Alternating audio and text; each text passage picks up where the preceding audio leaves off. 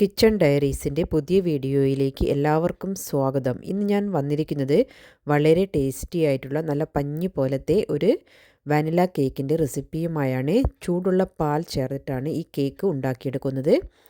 അപ്പോൾ ഇതെങ്ങനെയാണ് ഉണ്ടാക്കുന്നത് നമുക്ക് നോക്കാം. ഇതിനായി ഒരു ബൗളിനകത്തേക്ക് ഒരു സ്ട്രെയിനർ ചേർത്തതിന് ശേഷം പിന്നീട് ഇതിനകത്തേക്ക് 2 കപ്പ് അളവിൽ മൈദയാണ് ചേർത്ത് കൊടുക്കുന്നത്. 240 ml മെഷറിംഗ് കപ്പിൽ 2 കപ്പാണ് എടുത്തിരിക്കുന്നത്. പിന്നീട് ഇതിനകത്തേക്ക് 2 ടീസ്പൂൺ അളവിൽ ബേക്കിംഗ് പൗഡർ ആണ് ചേർത്ത് കൊടുക്കുന്നത്. അതിനുശേഷം ഇത് നമുക്ക് നന്നായിട്ടൊന്ന് സീവ് ചെയ്തെടുക്കാം. ഒരു 2 തവണയെങ്കിലും അരിച്ചെടുക്കുന്നത് നല്ലതാണ്. ഞാൻ ഇതിനകത്തേക്ക് 1/2 ടീസ്പൂൺ അളവിൽ ഉപ്പ് ചേർത്ത് കൊടുക്കുന്നുണ്ട്. പിന്നീട് ഒരു വിസ്ക് ഉപയോഗിച്ച് ഇത് നന്നായിട്ട് തന്നെ മിക്സ് ചെയ്തെടുക്കുന്നുണ്ട്.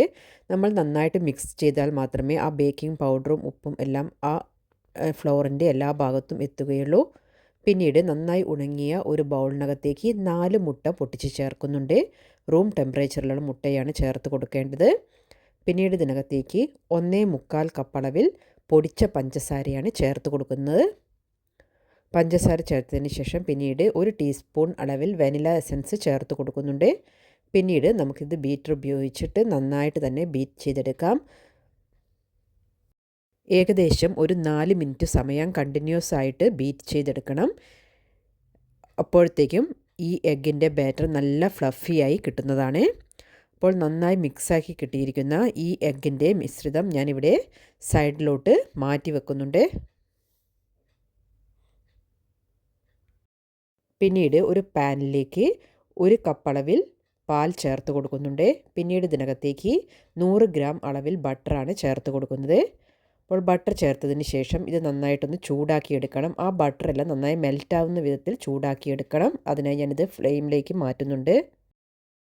പിന്നീട് നമ്മൾ നേരത്തെ തയ്യാറാക്കി വെച്ചിരിക്കുന്ന ആ എഗ്ഗിൻ്റെ ബീറ്റ് ചെയ്ത മിശ്രിതത്തിനകത്തേക്ക് നമ്മൾ എടുത്തു വെച്ചിരിക്കുന്ന ഡ്രൈ ഇൻഗ്രീഡിയൻസ് കുറേശ്ശെയായി ചേർത്ത് കൊടുക്കാം. അപ്പോൾ ഞാൻ കുറച്ച് ചേർത്തതിന് ശേഷം നന്നായിട്ട് ഒന്ന് ബീറ്റ് ചെയ്തെടുക്കുന്നുണ്ട്. അപ്പോൾ കൂടുതൽ സ്പീഡിലിട്ട് ബീറ്റ് ചെയ്യേണ്ട ആവശ്യമില്ല.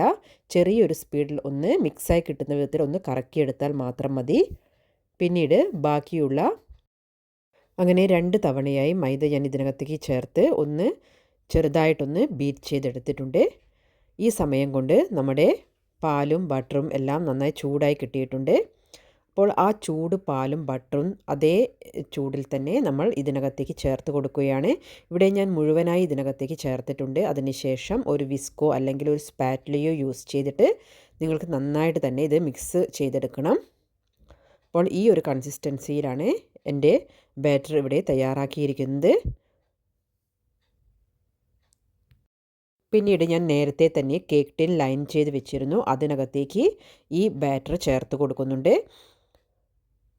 പിന്നീട് ഒരു ടൂത്ത് പിക്ക് ഉപയോഗിച്ച് ഞാനിതൊന്ന് വരഞ്ഞു കൊടുക്കുന്നുണ്ട്. അതിനകത്തെ എയർ ബബിൾസ് എല്ലാം ഒന്ന് പോയി കിട്ടുന്നതിന് വേണ്ടി ഇങ്ങനെ ഒന്ന് ടാപ്പ് ചെയ്തെടുത്തതിന് ശേഷം നമ്മൾക്ക് ഓവനിലേക്ക് വെച്ച് കൊടുക്കാം. ഞാൻ ഓവൻ നേരത്തെ തന്നെ പ്രീ ഹീറ്റ് ചെയ്യാൻ വേണ്ടി ഓൺ ചെയ്ത് വെച്ചിട്ടുണ്ട്. 170 ഡിഗ്രി സെൽഷ്യസിൽ 10 മിനിറ്റ് പ്രീ ഹീറ്റ് ചെയ്ത ഓവനിലേക്കാണ് ഞാൻ ഇവിടെ കേക്ക് ടിൻ വെച്ച് കൊടുത്തിരിക്കുന്നത്. പിന്നീട് ടൈം 170 ഡിഗ്രി സെൽഷ്യസിൽ 35 മിനിറ്റാണ് സെറ്റ് ചെയ്ത് വെച്ചിരിക്കുന്നത്. 35 മിനിറ്റ് കറക്റ്റ് ആകുമ്പോഴേക്കും കേക്കെല്ലാം ആവശ്യത്തിന് ബേക്കായി കിട്ടിയിട്ടുണ്ട്. നിങ്ങൾക്കൊരു ടൂത്ത് പിക്ക് ഉപയോഗിച്ച് ഒന്ന് പ്രസ് ചെയ്ത് നോക്കിയിട്ട് കേക്ക് ആവശ്യത്തിന് ബേക്കായിട്ടുണ്ടെന്ന് നോക്കാവുന്നതാണ്. അപ്പോൾ ഞാനിതിവിടെ പുറത്തേക്ക് എടുത്തിട്ടുണ്ട്. ഇതിൻ്റെ ബട്ടർ പേപ്പർ എല്ലാം റിമൂവ് ചെയ്തതിന് ശേഷം കേക്കിൻ്റെ ചൂടെല്ലാം ലേശം ആറിയതിന് ശേഷം മാത്രം ഇതിന് മുകളിലായിട്ട് കുറച്ച് പഞ്ചസാര പൊടിച്ചത് ഒന്ന് ഡസ്റ്റ് ചെയ്ത് കൊടുക്കുക. അപ്പോൾ ഞാനിതൊരു സ്ട്രെയിനറിലേക്ക് ചേർത്തിട്ട് ഒന്ന് സ്ട്രെയിൻ ചെയ്തെടുക്കുകയാണ് ചെയ്യുന്നത്. അപ്പോൾ നിങ്ങൾ ഈ രീതിയിൽ കേക്ക് ഉണ്ടാക്കിയിട്ടില്ലെങ്കിൽ ഒരു തവണയെങ്കിലും നിങ്ങൾ ഈ രീതിയിലൊന്ന് ട്രൈ ചെയ്ത് നോക്കണം. നല്ല ടേസ്റ്റി ആയിട്ടുള്ള നല്ല പഞ്ഞി പോലത്തെ കേക്കിൻ്റെ ഒരു റെസിപ്പിയാണിത്. അപ്പോൾ നിങ്ങൾക്ക് ഈ ന്യൂ ഇയറിന് ട്രൈ ചെയ്ത് നോക്കാൻ പറ്റിയ ഒരു റെസിപ്പി കൂടിയാണിത്. ഇതിൻ്റെ സൈഡ് ഭാഗം എല്ലാം ഒന്ന് കട്ട് ചെയ്ത് മാറ്റിയതിന് ശേഷം നമുക്ക് കേക്ക് കട്ട് ചെയ്തെടുക്കാം. കുറച്ച് വലിയ പീസായിട്ടാണ് ഞാനിവിടെ കേക്ക് കട്ട് ചെയ്തെടുക്കുന്നത്. നല്ല പഞ്ഞി പോലെ സോഫ്റ്റായിട്ടുള്ള കേക്കാണെന്ന് നിങ്ങൾക്ക് കണ്ടാൽ തന്നെ മനസ്സിലാവുന്നതാണ്. വളരെ എളുപ്പത്തിൽ നമുക്ക് വീട്ടിൽ തയ്യാറാക്കിയെടുക്കാൻ പറ്റുന്ന ഒരു കേക്കിൻ്റെ റെസിപ്പിയാണിത്. നിങ്ങളുടെ കയ്യിൽ ഓവൻ ഇല്ലെങ്കിൽ നിങ്ങൾക്ക് ഒരു പാത്രം അടുപ്പിൽ വെച്ച് ചൂടാക്കിയതിന് ശേഷം അതിനകത്തേക്ക് നമ്മുടെ കേക്ക് ടിൻ ഇറക്കി വെച്ചിട്ട് ഇതേപോലെ തന്നെ ഉണ്ടാക്കിയെടുക്കാൻ പറ്റുന്നതാണ്. അപ്പോൾ നിങ്ങളെല്ലാവരും ഈ രീതിയിലൊന്ന് ട്രൈ ചെയ്തിട്ട് അതിൻ്റെ ഫീഡ്ബാക്ക്സ് എല്ലാം കമൻസായിട്ട് അറിയിക്കുക.